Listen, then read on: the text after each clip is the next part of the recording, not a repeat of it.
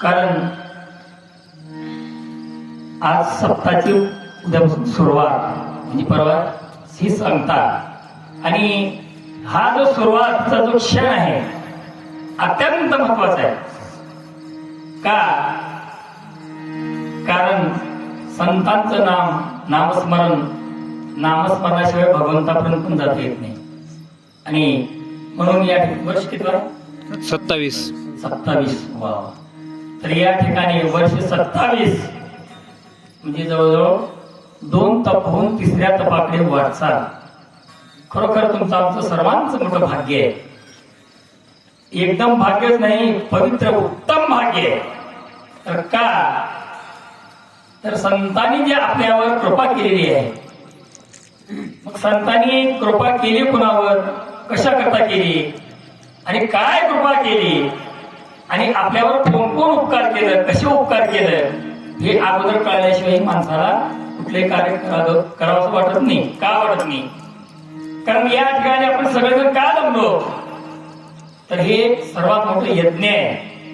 इथं नाम, भक्ती, वैराग्य सर्वच प्रकारचं दर्शन. कारण इतकं मोठं यज्ञ आहे की हे शब्दामध्ये सांगता येत नाही. या यज्ञाचा महिमा इतका मोठा आहे की या ठिकाणी सर्वांनाच आनंद मिळतो, सर्वांनाच सुख मिळतं, सर्वांनाच कुठल्याही प्रकारचा त्रास होत नाही. आणि म्हणून सुंदर अशा ज्या अखंड हरिनाम सप्ताहाचा उद्यापासूनचा सुरुवात. कारण या ठिकाणी कसं आहे, मग आता प्रत्येकाला वाटतंय हे सगळं आम्ही करतो, तुम्ही करतो, आमच्यामुळे होतंय असं काही म्हणू नका बरं का. कारण भगवंताची तिला फार आघात आहे. कारण संतांची वाणी, देवाची वाणी सामान्य जीवाच्या विचाराच्या पलीकडची आहे. सामान्य जीवाचे विचार हे फार सीमित असतात आणि म्हणूनच सामान्य जीवाने संतांचं, भगवंताचं, गुरुचं स्मरण करावंच लागतं. मग एवढे मोठे तुकाराम महाराज कसे महाराज, जगद्गुरु, जगत वंदनीय, ज्यांनी गाथा निर्माण केला तो 5वा वेद आहे. इतके मोठे श्रीमंत श्री तुकोबार आहे. यांचा जो अभंग आहे. आणि एक लक्षात घ्या, अभंग या शब्दाचा अर्थच आहे अभंग म्हणजे त्याचा कधीच भंग होत नाही, कधीच भंग पावत नाही ते. आणि बऱ्याचशा जीवाला तुकाराम महाराजाची मोजके अभंगच कळतात. पण ते जेव्हा तुकाराम महाराजाची पूर्ण तुम्ही गाता बघाल तेव्हा तुम्हाला बाकी कुठलं काय बघायची गरजच नाही, करावं तिकडे वाटणार नाही. कारण या सृष्टीमध्ये, पृथ्वी तलावर सर्वांमध्ये उच्च, सर्वात पवित्र फक्त संत आहे. आणि एक लक्षात घ्या, संत, गुरु आणि देव कधीच वेगळे नाही. आता तुम्ही सगळेजण देखील मला उजवण बाबा दिसतो. का? कारण बाबांनी आम्हाला जो ठेवा दिला ना हे आपल्याला कोणी देऊ शकत नाही. आणि हे असं देणं दिलंय की जे कधी कल्पांतरात देखील हे करू शकत नाही. इतकं मोठं दान आपल्याला बाबांनी दिलेलं आहे. आपल्याला कुणाला माहित होतं, मला सांगा, सप्ताह कुणाला माहित होता? कुणाला माहित होतं नामस्मरण? म्हणून मानव देहामध्येच आले पण साक्षात भगवंत होते. का तुम्ही म्हणता कसं होते? मी साक्षात बाबाला बोललेलं आहे, लक्षात ठेवा. कारण गुरु भजीजे जाणते ना, गुरु भजीजे. एकदा मी सर 3 वाजता बाबाच्या जवळ बसलो म्हणून, बाबा खरं सांगा तुम्ही महाराज म्हणून. तर मला लगेच म्हणले, बाबा तुम्हाला का वाटतं साहेब? मी तर म्हणतो, बाबा साक्षात तुम्ही देवा. मी कशा करता सांगतो? मला हे सांगायचं नाही मी ज्ञानी असं नाही. गुरु संत किती ज्ञानी असतात, किती उच्च असतात. आणि अशा उच्च संतांचं नामस्मरण प्रत्येक जीवाने करावं हे सर्वांचं कार्य आहे, केलंच पाहिजे. आता याच्या पुढे तुम्ही म्हणताल कशासाठी आम्ही देवाचं नामस्मरण करावं? प्रत्येकाला वाटते आम्ही करतो म्हणून होते. लक्षात घ्यावा. आणि हे सरळ सरळ सगळ्यात मोठा भ्रम आहे, सगळ्यात मोठा अज्ञान आहे. आणि संतांच्या हृदयामध्ये अज्ञान जीवाचा कळवळा अखंड वास करतो, लक्षात ठेवा. त्या ठिकाणी कधीच खंड नसतो. आणि म्हणून या ठिकाणी तुकाराम महाराज म्हणतात, काय वानू मिया संतांचे उपकार. म्हणजे संतांचे कोणते उपकार आहेत? काय संतांनी उपकार केले? लक्षात घ्या.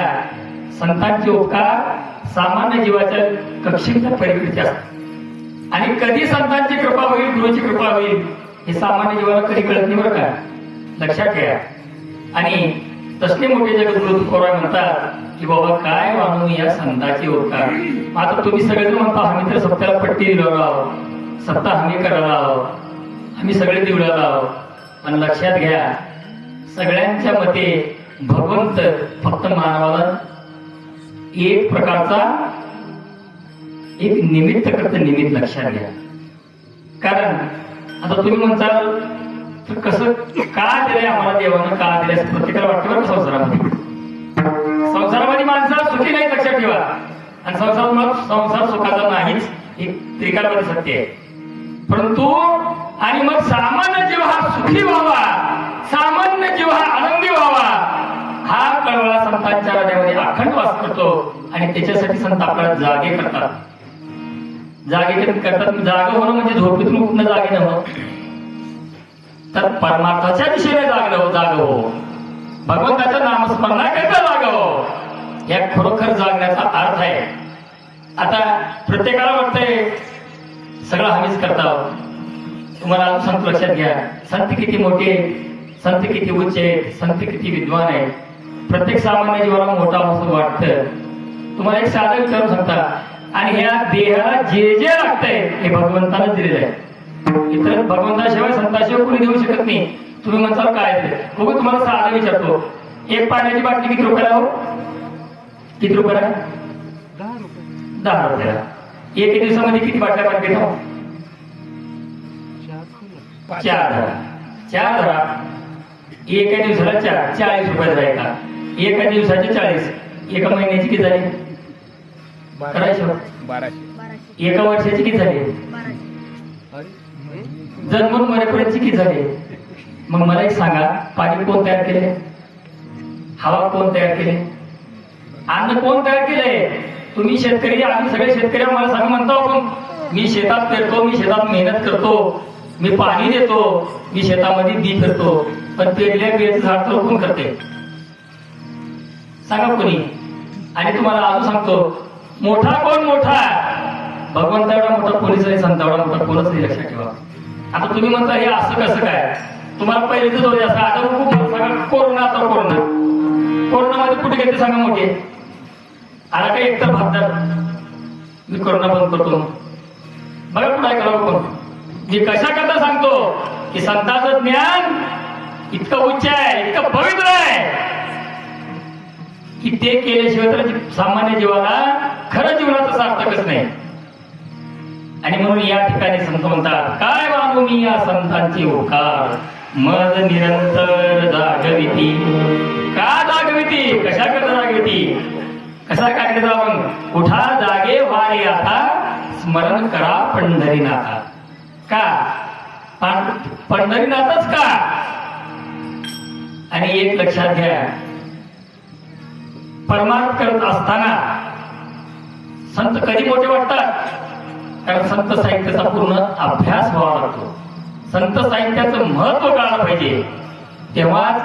आणि हे थोडं साधं सोपं नाही, लक्षात घ्या. याच्यासाठी 4 प्रकारच्या कृपा लागतात. एक सर्वात महत्वाची आहे गुरुकृपा, शास्त्र कृपा, आत्मप्रचिती कृपा, आणि चौथी आहे शब्द कृपा. ह्या 4 कृपेशिवाय भगवंत कधीच कळणार नाही, लक्षात ठेवा. आणि पहिल्यांदा संतांना शरण जावं लागतं, हे मेन आहे. कारण साधू संतांनी आपल्याला जी मर्यादा घालून दिलेली आहे ती कधीच चुकीची नाही, लक्षात घ्या. कधीच. आणि संतांची वाणी शाश्वतवाणी, संतांची वाणी सत्यवाणी कधीच खोटी होणार नाही. आणि एक लक्षात घ्या, प्रत्येक युगामध्ये युगच 4, आणि प्रत्येक युगामध्ये कुठलं नामस्मरण करावं, कोणतं कार्य करावं हे देखील साधू संतांनी आपल्याला हजारो वर्षापूर्वी सांगितलेलं आहे. म्हणून संत सर्वात नेहमी लक्षात घ्या. आता सहज सांगतो मी, मला सांगा, सतयुगाचा आयुष्यमान आहे 17,66,000. त्रेतायुगाचं आयुष्य आहे 12,96,000. द्वापार युगाचं 8,64,000 आणि कलियुगाचं 4,32,000. आता हे आपल्याला किती जण होत सांगा. मी कशा करता सांगतो? संत गुरु देव कधीच वेगळे नाही, फक्त दिसायला वेगळे, असायला एकच आहे. आता बोळेगाव मध्ये लाईटची बल्ब 100 असतील, पण मध्ये वीज एकच आहे. आणि ह्याच्यासाठी तुम्हाला आम्हाला साधू संतांनी एकच सांगितलं, बाबा देव एकच करा. साधू संतांनी 6 शास्त्र, 18 पुराण, 4 वेद, आणि हे करत असताना मग तुम्ही म्हणता आम्हाला हे देव आहे, आम्हाला देव आहे प्रत्येकाचं. तर मला तुम्ही मला सगळेजण सांगा, ज्यांना प्रत्येकाला वाटते देव किती, तो देव किती किती देव सांगा, किती सांगा, किती देव? लय देव 33 कोटी, बरोबर नाही? मला एक सांगा, देव 33 कोटी आहेत का देवाची रूप 33 कोटी आहेत? मग देव किती आहेत?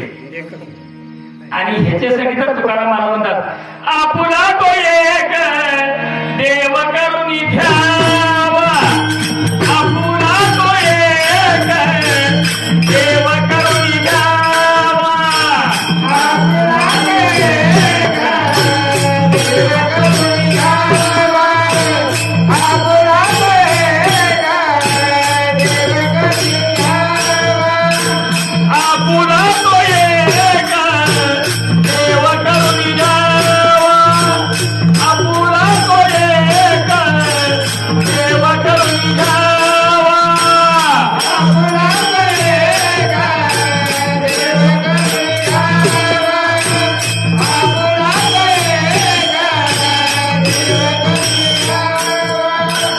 हे देवीन जीव सुख गोवे, हे देवीन जीव सुख गोवे.